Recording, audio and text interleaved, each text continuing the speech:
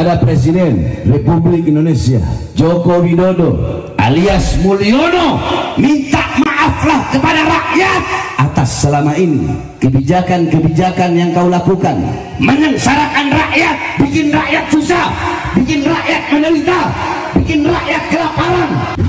Kami Allah, saya Bahar bin Smith tidak akan pernah minta maaf dari kesalahan itu. Saya lebih memilih busuk dalam penjara daripada harus minta maaf. Saya lebih memilih busuk dalam penjara daripada harus minta maaf. Siapa saja yang menghujat, siapa saja yang mencaci, siapa saja yang menghina Jokowi secara pribadi dan Presiden Republik Indonesia, sejak awal beliau telah memberi maaf kepada siapapun. Dan itu saya dengar. Pengkhianat bangsa, pengkhianat negara, pengkhianat rakyat kamu Jokowi. Kamu kalau ketemu Jokowi, kamu buka celananya itu. Jangan-jangan head Jokowi. Kayaknya banci itu. Dengan seseorang yang memiliki jiwa penakut, itu pasti dikaitkan, disematkan dengan kalimat banci. Dan saya mengatakan banci di situ bukan pribadinya, tetapi sebagai penguasa, sebagai presiden, sebagai pemimpin negara. Sejak awal saya kasih tahu kepada seluruh rakyat Indonesia, siapa yang mencaci, siapa yang menghujat, siapa yang mencaci maki Jokowi secara pribadi dan Presiden Republik Indonesia, dia memberikan maaf kepada Anda semua. Ingat baik-baik, bukan baru antum hari ini. Boleh putar ini semua rekaman di TV One, saya bilang. Karena itu saya bicara dengan Presiden. Apalagi kayak seperti Bahar, nggak ada urusan itu sama sekali. Ente jangan berprasangka buruk dengan Presiden. Bukan prasangka buruk, orang kayak antum memang harus prasangka buruk. Imam Suyuti bilang. Habib. Nggak bisa. Imam Suyuti yang bilang, kok bagaimana? Minta maaflah engkau kepada rakyat karena engkau suka nipu rakyat, suka bohongi rakyat. Engkau tipu rakyat dengan muka polosmu, engkau bohongi rakyat, engkau tipu rakyat. Saya lebih memilih busuk dalam penjara daripada harus minta maaf. Minta maaf kepada rakyat, minta maaf kepada seluruh bangsa dan rakyat Indonesia atas segala kesalahan-kesalahan, baik yang tampak atau yang tidak tampak. Perbuatan-perbuatan dosamu kepada rakyat, baik yang tampak atau yang tidak tampak, minta maaflah kepada bangsa dan rakyat Indonesia. Bang Ali tahu hadis afdalul jihad kalimatu haqqin wa fi riwayah kalimatu adlin inda sultanin jair. Ya, gini. Bang Ali tahu kan hadis itu? Abang Ali artikan saja, tidak perlu saya artikan. Jikalau harus meminta saya, mendesak saya untuk minta maaf, saya tidak akan minta maaf. Saya lebih baik busuk dalam penjara daripada harus minta maaf. Sekali lagi, saya berani berkata, berani tanggung jawab dunia akhirat.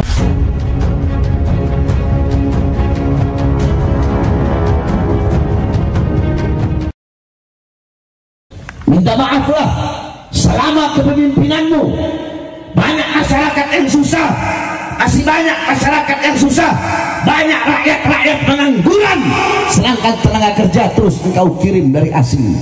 Minta maaf kepada rakyat, terlalu banyak rakyat yang kau bodohi, yang kau dustai, yang kau tipu, yang kau berikan janji-janji palsu.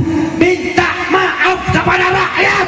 Jangan sampai engkau menjadi khasir, jangan sampai engkau menjadi orang yang rugi, karena kelak di akhirat kullukum ra'in, setiap dari kalian itu adalah pemimpin, dan setiap pemimpin akan ditanyai atas apa-apa yang ia pimpin. Kalau bagi mereka yang melaporkan saya itu adalah suatu kesalahan, saya tidak akan pernah minta maaf dari kesalahan itu. Ya, Habib, jadi isi dari ceramah yang dilakukan oleh Habib Bahar ini kan sempat mengundang kontroversi. Tapi sebenarnya apa maksud dari isi ceramah itu, Habib? Itu saya ceramah 2 tahun lalu. Acara di Palembang, acara ikhtitam Arba'in. Itu saya ceramah 1 jam, bahas maulid Nabi, bahas akhlak Nabi, bahas adab Nabi, bahas orang-orang soleh, bahas para aulia, para ulama, para asfiya. Tidak mungkin saya ceramah Assalamualaikum warahmatullahi wabarakatuh, Presiden begini. Nah, harus dilihat rentetan urutan ceramah itu. Makanya kan saya bilang, kalau memang berani, coba putar live ceramah saya 1 jam. Kenapa cuma diambil 2 menit? Putar live ceramah saya 1 jam dari awal sampai akhir. Kenapa kok bisa saya sebut begitu? Rentetannya apa? Di situ saya sedang membahas tuba liman kana targud dunya qabla an tarakta wa bana gabrahu qabla an yadkhulah wa arda rabbahu qabla an yalqah. Nah, wa arda rabbahu qabla an yalqah. Orang-orang yang ridha kepada Tuhannya sebelum mereka berjumpa dengan Tuhannya. Nanti kelak di akhirat semua akan berjumpa dengan Allah satu persatu, dimintai pertanggungjawaban oleh Allah Subhanahu wa taala. Para ulama, para kiainya, para habaibnya, para pemerintahnya. Sebelum saya bahas penguasa, sebelum saya bahas pemerintah, di situ saya bahas para ulama-ulamanya dulu, para ustadz, para kiai, para habaib yang ceramah pasang tarif, satu persatu dimintai pertanggungjawaban. Mereka bukan menghidupkan Islam tapi cari hidup dalam Islam, bukan menghidupkan dakwah tapi cari hidup dalam dakwah. Kamu ulama ini, kamu ulama begini, satu persatu dilempar oleh Allah ke dalam neraka sebelum para pemerintah. Nah, baru saya bahas pemerintah. RT, RW, lurah, camat, bupati, wali kota, menteri, presiden, satu persatu. Pada hari itu tidak ada yang punya jabatan, tidak ada yang punya pangkat. Jokowi tidak punya jabatan pada hari itu. Tito tidak punya pangkat dan jabatan pada hari itu. Yang punya jabatan, yang punya pangkat, raja pada hari itu hanya Allah Subhanahu wa taala. Satu persatu dimintai pertanggungjawaban. Para pemimpin yang zalim, para penguasa yang memberikan janji-janji palsu kepada rakyat, yang tidak amanat, yang munafik, satu persatu. Sehingga saya bahas ketika seorang presiden yang dimana dia berjanji pengen di demo, kalau di demo nanti akan saya terima di istana, tapi nyatanya ketika aksi 411 jutaan umat Islam, ribuan para habaib, ribuan para kiai, ribuan para ustadz, mereka semua datang meminta keadilan presiden, ingin berjumpa dengan presiden untuk meminta penegakan hukum kepada penista agama, malah presidennya lari, malah presidennya kabur, apa namanya kalau bukan banci. Terus di ceramah saya itu, saya juga bahas bahwasanya Jokowi pengkhianat bangsa. Dia memberikan janji-janji palsu kepada rakyat. Tetap berjanji memakmurkan rakyat, mensejahterakan rakyat, tapi yang makmur bukan rakyat, yang sejahtera bukan rakyat. Baik Habib Bahar, baik, di studio bersama saya sudah hadir Bang Ali Mokhtar Ngabalin. Bang Ali, mungkin bisa dijelaskan. Assalamualaikum, kaifal hal ya Bahar? Alhamdulillah. Khair. Kuis ya. Oke. Ini Bang Ali, Masya Allah ini. Kuis. Sama-sama orang timur. Gimana? Anak-anak kampung Arab ini. Iya, anak kampung Arab. Memang yang paling penting adalah begini, di dalam Islam itu memang tidak ada teori minta maaf. Yang ada dalam teori konsep Al-Quran itu adalah wal afina anin nas wallahu yuhibbul muhsinin. Memberi maaf. Jadi tidak ada konsep orang minta maaf. Minta maaf itu tidak ada. Karena itu di beberapa media kan saya bilang bahwa tidak ada kewajiban minta maaf, itu tidak ada kewajiban. Karena itu makanya saya selalu bilang bahwa siapa saja yang menghujat, siapa saja yang mencaci, siapa saja yang menghina Jokowi secara pribadi dan Presiden Republik Indonesia, sejak awal beliau telah memberi maaf kepada siapapun. Dan itu saya dengar. Karena itulah maka saya pikir memang tinggal nanti publik yang memberikan penilaian. Publik yang memberikan penilaian bahwa keramah-tamahan Islam itu diatur di dalam Al-Quran, tentang mengajak, tentang membina, tentang berdialog, gitu. Itu konsepnya, itu konsepnya. Bang Ali, saya tahu sabda-sabda hadis-hadis tadi. Bang Ali tahu, Bang Ali buka kitab Tarikh Ibnu Jarir At-Tabari. Tahu kitab Tarikh Ibnu Jarir At-Tabari? Waktu Rasulullah SAW mengutus 70 ahli Qura. Ya. Nah, waktu Nabi utus untuk membimbing kabilah Hari'lin, Hayyan, Zakwan, Usayyah. Waktu itu 70 orang ahli Qura itu dibunuh. Apa kata Nabi? Antum buka itu kitab Jarih, kitab Tarikh Ibnu Jarir At-Tabari. Allahumma sydud wad'ataka ala mudar wajalah alaihim sinina kasinin Yusuf. Ya Allah, keraskanlah siksamu atas kaum Mudar. Ya Allah, jadikanlah atas mereka musim kemarau seperti musim kemarau yang terjadi pada zaman Nabi Yusuf. Allahumma la'an fulan, yani Allahumma la'an Ri'lin, Allahumma la'an Hayyan, Allahumma la'an Zakwan. Ya Allah, laknatlah si bapak kabilah Ri'lin, kabilah Hayyan, kabilah Zakwan. Yakni Nabi Muhammad diutus bukan untuk melaknat, bukan untuk menghina, tapi ada saat-saatnya yang dimana golongan-golongan yang sudah keterlaluan, yang berbuat dosa, mungkarat, dolalat, sayiat, yang mereka itu khusus memang dilaknat oleh Nabi Muhammad. Nabi laknat mereka. Walaupun Nabi bilang aku diutus bukan sebagai pelaknat, tetapi ada golongan-golongan yang memang dilaknat oleh Nabi. Jadi jangan saya seperti ini. Nabi Muhammad berkata, "Adabani Rabbi fahsana ta'dibi." Allah yang mendidikku sebaik-baik akhlak Nabi Muhammad. Sampai-sampai kami punya kakek Sayyidina Ali bin Abi Thalib. Beliau berkata, "Ta'addabtu bi adabin Nabi." Aku beradab dengan adab Nabi Muhammad. Seperti apa adabnya Sayyidina Ali? Beliau itu dibunuh oleh Ibn Muljam. Ketika dibunuh, pribadi beliau dibunuh, apa kata beliau? akhlak beliau, adabnya beliau. Apa kata beliau? Kasih Ibnu Muljam itu minum karena dia dalam keadaan kehausan. Kasih Ibnu Muljam itu makanan sebagaimana makanan yang kalian berikan kepadaku. Kasih Ibnu Muljam perlindungan sebagaimana perlindungan yang kalian berikan kepadaku. Akhlak siapa itu? Itu akhlak kami punya kakek Sayyidina Ali bin Abi Thalib. Jadi kalau mau akhlak Bang Ali jangan ajar-ajari kita orang tentang akhlak. Kita orang lebih tahu itu. Begini Bahar, ente dengar baik-baik. Di dalam konsep-konsep seperti ini memang saya harus mengatakan bahwa semua yang terkait dengan ajaran-ajaran kerasulan Muhammad sallallahu alaihi wasallam. Kalau mau bahas agama, ya begini, yang bertentangan dengan konsep-konsep yang dijelaskan oleh Al-Quran tentang ud'u ila sabili rabbika bil hikmah wal mau'izatil hasanah wajadilhum billati hiya ahsan. Semua rentetan-rentetan itu dalam konsep ilmu hadis itu yang disebutkan oleh tauhidul ikhran itu butuh pembahasan. Kenapa begitu? Coba lihat di dalam. Saya mencatat beberapa hadis Nabi yang memang saya sengaja malam ini untuk kemukakan. Imam Ahmad umpama di dalam hadis sahih, man ahana amiruhu ahanallahu. Siapa yang menghina pemimpinnya, maka Allah akan menghina dia. Itu kan konsep yang diajarkan oleh Rasulullah sallallahu alaihi wasallam. Pemimpin yang seperti apa, Bang Ali? Karena itu begini. Seperti apa? Jangan pemimpin seperti apa? Begini. Antum harus tahu dulu konsep pemimpin itu pemimpin yang seperti apa dia dalam hadis itu. Di dalam keterangan kitab ada asbabul wurudnya. Antum jangan cuma belajar matan, belajar syarahnya. Antum dengar syarahnya.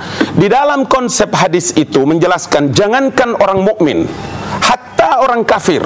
Oh betul, yang kalau itu saya setuju. Iya betul. Tetapi yang disuruh oleh agama itu adalah ta'awanu alal birri wat taqwa wala ta'awanu alal itsmi wal udwan. Bukan dalam konsep mengajak kemudian mencaci dan menghujat pemimpin. Ana ini begini, ana ini kakak dan abang dari. Bang Ali tunggu. Bang Ali tahu hadis afdalul jihad kalimatu haqqin wa fi riwayah kalimatu adlin inda sultanin jair. Ya, gini. Bang Ali tahu kan hadis itu? Abang Ali artikan saja, tidak perlu saya artikan. Orang mesti makan nasi kuning seroja baru betul. Oh iya, mesti pergi ke Manado ini. Kamu bermain. Baik, apa kabar Indonesia Malam kembali lagi dan juga masih di ujung telepon masih ada Habib Bahar bin Smith, Bang Ali. Ya, Habib. Tapi Habib Bahar sendiri bagaimana menanggapi laporan atas ceramah yang sempat Anda sampaikan ini terkait kasus ini, Habib? Iya kan, itu kan saya sudah bilang. Itu mereka yang melaporkan saya. Ada di pihak rezim, ada di pihak kekuasaan. Ya biar masyarakat saja yang menilai. Baik. Biar rakyat yang menilai, biar umat Islam yang menilai. Habib, kalau Habib mengaku tadi menyatakan bahwa baru menerima surat panggilan dari Barreskrim hari Senin ini pukul 16 waktu Indonesia Barat. Apakah nanti kalau ada surat panggilan berikutnya datang, karena memang Barreskrim rencananya untuk mengirimkan surat panggilan lagi dengan alamat yang berbeda, apakah akan datang dan siap? Surat panggilan pertama baru sampai tadi sore. Betul. Surat panggilan pertama itu baru sampai tadi sore. Di situ tertulis tanggal 6. Ya saya bakal datang. Ya bagus. Iya. Hari Kamis. Sebagai kewajiban saya bakal datang. Top. Baik. Saya orangnya kooperatif. Kooperatif. Baik. Nah, Habib mungkin bisa dijelaskan juga kembali, karena ini juga untuk meluruskan, kalau tadi Habib juga berkata bahwa ini sebenarnya ceramahnya ini sepanjang 60 menit. Mungkin bisa dijelaskan juga konteks ceramah saat itu, kemudian sampai harus membawa nama penguasa, nama presiden begitu, dan bagaimana Habib memilih kata-kata yang ini agak kontroversial, bukan kata-kata yang terdengar adem di telinga umat, tapi cukup panas juga, cukup kontroversial juga kalimat-kalimat yang dipilih oleh Habib, begitu Habib. Sekarang begini, istilah banci itu pasti disematkan, pasti dikaitkan, pasti diikatkan dengan seseorang yang memiliki jiwa penakut. Itu pasti dikaitkan, disematkan dengan kalimat banci. Dan saya mengatakan banci di situ bukan pribadinya, tetapi sebagai penguasa, sebagai presiden, sebagai pemimpin negara. Karena kita orang dilarang menghina pribadi, tidak boleh. Bang Ali juga tahu kok itu. Ya, Bang Ali mungkin bisa memberikan tanggapan juga. Ya, yang pasti begini, saya tidak dalam posisi untuk menilai apakah Akhina Bahar bin Smith ini bersalah atau tidak, itu bukan kapasitas saya. Kapasitas saya adalah dalam kapasitas sebagai Ketua Umum Badan Koordinasi Mubalik seluruh Indonesia, punya tanggung jawab kepada publik. Saya kemudian Bahar, kita sama-sama punya waktu yang cukup untuk memberikan edukasi kepada publik Indonesia. Karena itu saya berkali-kali bilang bahwa ada kewajiban untuk orang meminta maaf dan memberi maaf, itu dua hal yang berbeda di dalam konsep Al-Quran. Cuma memang dalam konteks seperti ini saya harus mengatakan bahwa ketika kalau semua ujaran-ujaran itu kemudian mencederai orang lain, kemudian menyakiti orang lain, maka lafal-lafal yang keluar dari para mubalik, ya, karena kita ini kan bergaul dan bebas, para kiai, para habaib ini. Tunggu dulu, saya potong. Tunggu antum dengar dulu. Antum dengar. Bahar dengar dulu karena tadi Bahar bicara abang dengar. Tunggu dulu. Saya bicara sebentar, tidak lama Bang Ali. Coba. Tunggu dulu. Coba ente bicara, mau dengar. Itu Abang Ali dia bilang konteks memberi maaf itu saya tahu intinya apa, seakan-akan Jokowi itu yang lebih baik. Begitu intinya itu. Tidak. Memberi maaf. Jangan ente berprasangka buruk. Di situ ente punya negatif thinking. Antum dengar dulu Bang Ali. Antum dengar. Anak bawa hadis. Antum bilang prasangka buruk. Anak bawakan antum hadis. Khaslatani laisa fawqahuma syai'un minal khair. Husnuban billah wa husnuban bi ibadillah. Wa khaslatani laisa fawqahuma syai'un minasyarr. Su'uban billah wa su'uban bi ibadillah. Dua perkara tidak ada yang lebih baik darinya, berprasangka baik kepada Allah dan prasangka baik kepada hamba-hamba Allah. Dan dua perkara tidak ada yang lebih buruk darinya, prasangka baik dua perkara tidak ada yang lebih buruk darinya, prasangka buruk kepada Allah dan prasangka buruk kepada hamba Allah. Tetapi di situ Imam Suyuti memberikan ta'liq, memberikan komentar tentang itu hadis. Al-zahir unwanul batin. Apa-apa yang ada di luar itu cerminan dari apa-apa yang ada di dalam. yakni al-zahir yadullu ma fil batin. Apa-apa yang ada di luar itu menampakkan dari apa-apa yang ada di dalam. Kenapa saya berani berkata seperti itu? Saya bilang, Abang Ali bilang, Jokowi itu seakan-akan Jokowi itu yang memberi maaf terus, saya tidak mau minta maaf, dia mau seakan-akan lebih baik begini. Nah, Bahar, dengar, sebelum antum punya kelakuan begini, dari awal saya sudah bilang, bukan baru pertama kali saya bilang. Sejak awal saya kasih tahu kepada seluruh rakyat Indonesia, siapa yang mencaci, siapa yang menghujat, siapa yang mencaci maki Jokowi secara pribadi dan Presiden Republik Indonesia, dia memberikan maaf kepada Anda semua. Ingat baik-baik, bukan baru antum hari ini. Boleh putar ini semua rekaman di TV One, saya bilang. Karena itu saya bicara dengan Presiden. Apalagi kayak seperti Bahar, nggak ada urusan itu sama sekali. Ente jangan berprasangka buruk dengan Presiden. Bukan prasangka buruk, orang kayak antum memang harus prasangka buruk. Imam Suyuti bilang. Nggak bisa.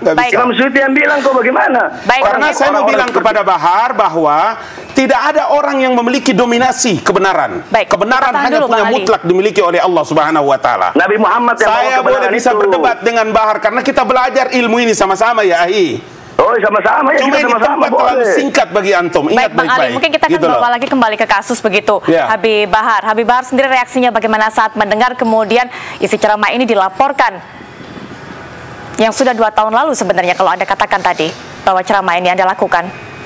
Kan udah saya bilang, saya tidak akan pernah menjilat ludah sendiri. Jadi saya berani berkata, berani tanggung jawab. Kalau ludah sendiri aja tidak saya jilat, apalagi jadi penjilat pemerintah, jadi penjilat penguasa. Kenapa Bang Ali ketawa? Jangan sebagai habaib. Kenapa Bang Ali ketawa? Bahar, antum itu zuriyatun Nabi.